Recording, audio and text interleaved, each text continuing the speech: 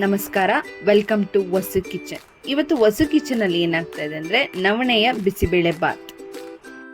ಇದನ್ನು ಮಾಡಲು ಬೇಕಾಗಿರೋ ಸಾಮಗ್ರಿಗಳು ಏನಂತ ನೋಡೋಣ ಬನ್ನಿ. ತೊಗರಿಬೇಳೆ, ಕಡಲೆ ಬೀಜ, ಕಟ್ ಮಾಡಿರುವಂಥ ಕ್ಯಾರೆಟ್, ಬಟಾಣಿ, ಗೆಡ್ಡೆಕೋಸು, ಬೀನ್ಸ್, ಟೊಮೆಟೊ,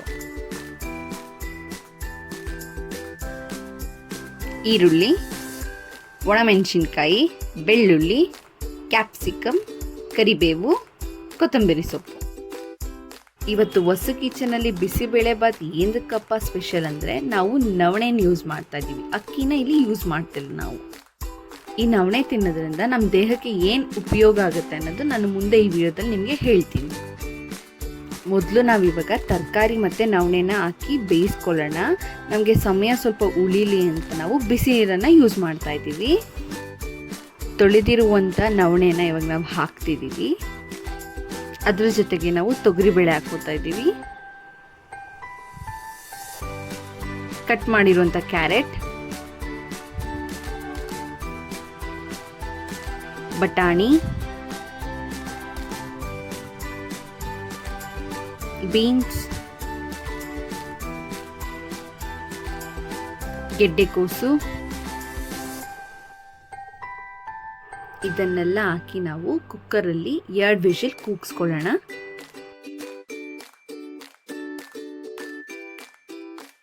ನೋಡಿ, ಈಗ ತರಕಾರಿ ಮತ್ತು ನವಣೆ ತುಂಬ ಚೆನ್ನಾಗಿ ಬೆಂದಿದೆ. ಈ ನವಣೆ ತಿನ್ನೋದ್ರಿಂದ ನಮ್ಮ ದೇಹದ ತೂಕನೂ ಕೂಡ ಕಡಿಮೆ ಆಗುತ್ತೆ.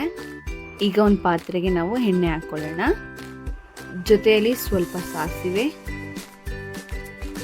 ಎಣ್ಣೆ ಕಾದ ನಂತರ ಕಡಲೆ ಬೀಜ ಹಾಕಿ ಅದನ್ನ ಮೀಡಿಯಮ್ ಆಗಿ ಫ್ರೈ ಮಾಡಿ ನಂತರ ಒಂದು ಬೌಲಿಗೆ ಎತ್ತಿಕೊಳ್ಳೋಣ.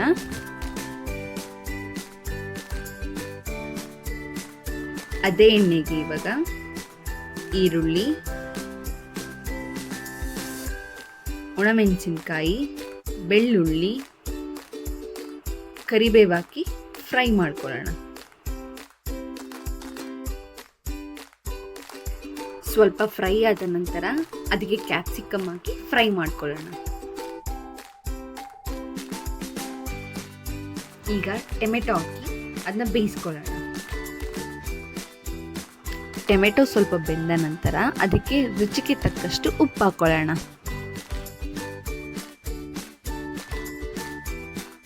ಈಗ ಚೆನ್ನಾಗಿ ಮಿಕ್ಸ್ ಮಾಡಿಕೊಂಡು ಮತ್ತೆ ಬೇಯಿಸ್ಕೊಳ್ಳೋಣ.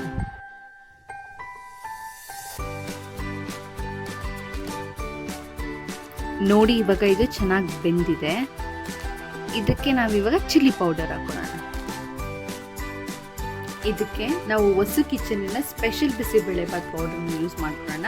ಇದು ಯಾಕೆ ಸ್ಪೆಷಲ್ ಹೇಳ್ತಾ ಇದ್ದೀನಿ ಅಂದರೆ ಇದು ವಸು ಕಿಚನಲ್ಲೇ ಮಾಡಿರೋದು, ಅಂಗಡಿಯಿಂದ ತರಿಸಿರೋದಲ್ಲ. ಈಗ ನಾವಿದನ್ನ ಚೆನ್ನಾಗಿ ಮಿಕ್ಸ್ ಮಾಡ್ಕೊಳ್ಳೋಣ. ಈಗ ಮಸಾಲ ರೆಡಿ ಆಗಿದೆ. ಇದಕ್ಕೆ ನಾವು ಬೇಯಿಸಿರುವ ತರಕಾರಿ ಮತ್ತು ನವಣೆನ ಹಾಕೊಳ್ಳೋಣ. ಈಗ ಚೆನ್ನಾಗಿ ಮಿಕ್ಸ್ ಮಾಡ್ಕೊಳ್ಳೋಣ. ಇದು ಗಟ್ಟಿ ಇರೋದ್ರಿಂದ ನಾವು ಅದೇ ಪಾತ್ರೆಗೆ ಸ್ವಲ್ಪ ಬಿಸಿನೀರು ಹಾಕೊತಾ ಇದ್ದೀವಿ. ನೋಡಿ, ಈ ಥರ ಚೆನ್ನಾಗಿ ಮಿಕ್ಸ್ ಮಾಡ್ಕೊಳ್ಳಿ.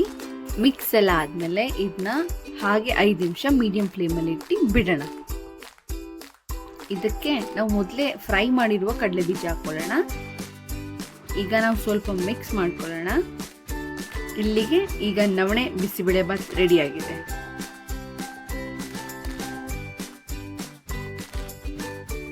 ನಾನು ಆವಾಗಲೇ ಹೇಳಿದ್ದಾಗೆ ಈ ನವಣೆ ತಿನ್ನೋದ್ರಿಂದ ನಮ್ಮ ಬಾಡಿ ವೆಯ್ಟ್ ರೆಡ್ಯೂಸ್ ಮಾಡುತ್ತೆ.